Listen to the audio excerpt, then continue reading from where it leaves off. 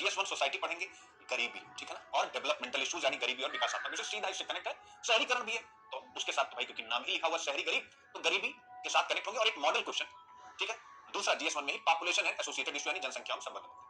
अब प्रश्न मैंने मॉडल क्वेश्चन बनाया, बाकी स्टार्टिंग में ही मैंने बता दिया भाई, प्रोसेस ऑफ डेप्रिविएशन हमें हमेशा आएगा, मैं बताता रहूंगा प्रीवियस ईयर का। जरा देखिए यहां पर आर्थिक गतिशीलता, पॉइंट को पकड़िए। आर्थिक गतिशीलता के लिए प्रवासन अपनी चमक खो रहा है।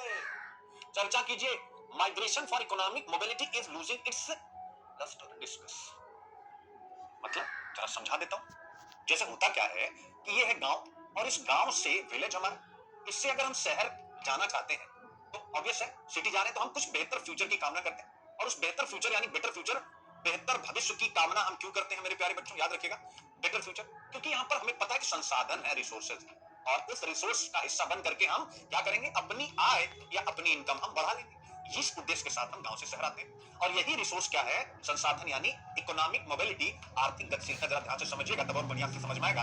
ये क्या है, आर्थिक गतिशीलता यानी इकोनॉमिक मोबिलिटी। अब ये आर्थिक गतिशीलता क्या है, तो भाई शहरों में क्या है बच्चे, आर्थिक गतिशीलता मतलब यहाँ पर काम के मौके ज्यादा है, इंडस्ट्री यानी उद्योग है मेरे प्यारे बच्चों।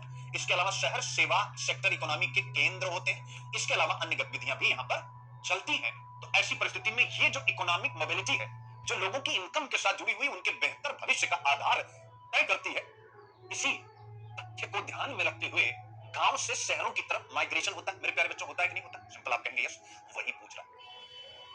बट ये कॉन्सेप्ट समझने के बाद आपसे कह रहा है कि अब ये प्रवासन, ये वाला फैक्टर, बेहतर भविष्य अपनी चमक हो रहा है, यानी अब गांव वाले थोड़ा सा शहर में जाने से बच रहे हैं।